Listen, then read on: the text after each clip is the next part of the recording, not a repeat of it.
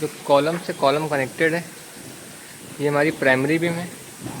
और secondary beam जो होती है ये जो छोटी साइज़ की है, ये वाली जो है ये हमारी सेकेंडरी बीम है। सेकेंडरी बीम का जो लोड है वो प्राइमरी बीम में आता है, और प्राइमरी बीम जो है हमारे कॉलम को लोड दे करके अर्थ में डिस्ट्रीब्यूट करती है।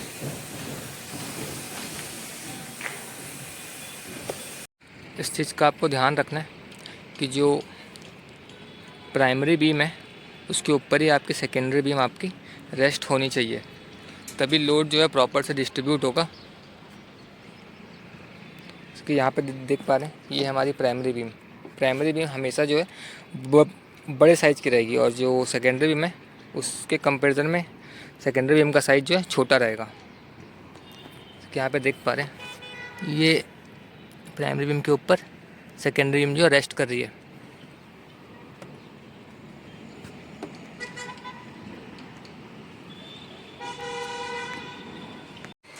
प्राइमरी जो बीम होता है हमारा, प्राइमरी बीम जो होता है कॉलम से कॉलम कनेक्टेड होता है। ये बीम कॉलम से कॉलम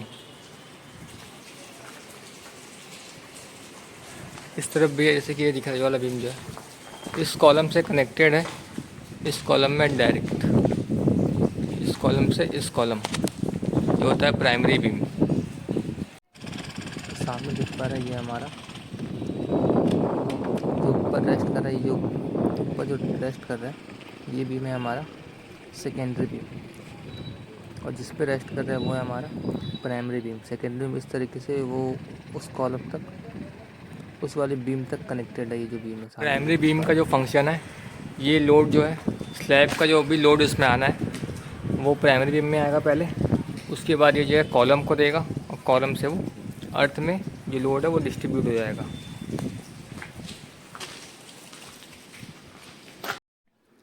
देखिए सामने आपको दिख पा रहा है यहाँ पे प्राइमरी और सेकेंडरी बीम जो बन गई है, जो कॉलम से कॉलम कनेक्टेड है, इस कॉलम से इस कॉलम तक।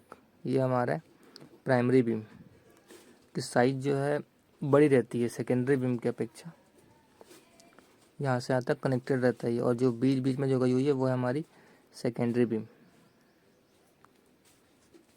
बीम जो आप देख पा रहे हैं सामने इस तरीके से प्राइमरी बीम के ऊपर जो आपको दिख रहा है, प्राइमरी बीम के ऊपर ये लोड देता है। सेकेंडरी बीम जो लोड देता है हमारा प्राइमरी बीम को, और प्राइमरी बीम देता है हमारा कॉलम को, कॉलम से वो अर्थ में लोड डिस्ट्रीब्यूट कर देता है।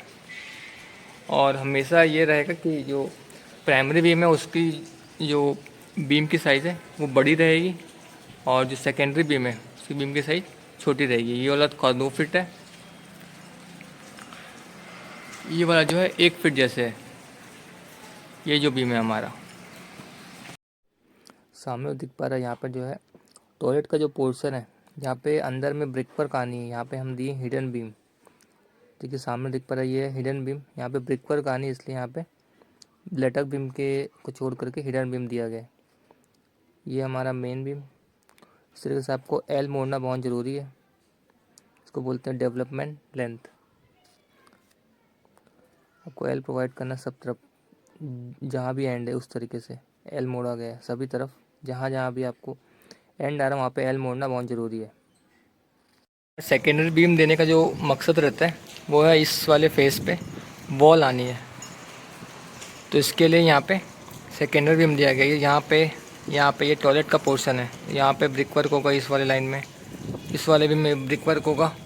इसके लिए जो है सेकेंडरी बीम जो है देना है यहाँ पे इस तरीके से। जैसे कि सामने दिख रहा है यहाँ पे एक बीम है, सिंपली सपोर्टेड बीम है। ये हमारा बीम है, ये हमारा बीम है लंबा सिंपली सपोर्टेड। ये 2 कॉलम हो गए हमारे। यहाँ पे एल प्रोवाइड करना इसलिए ज़रूरी है क्योंकि जब इस पर लोड आएगा तो इस तरीके से ये बैंड होगा हमारा, और यहाँ से जो स्टील है हमारा ऐसे एल हुक जैसा ये लॉक रहेगा, तो इस पर क्रैक नहीं आएंगे यहाँ पे जो है, इसलिए हमको इस तरीके से एल प्रोवाइड करना बहुत ज़रूरी है।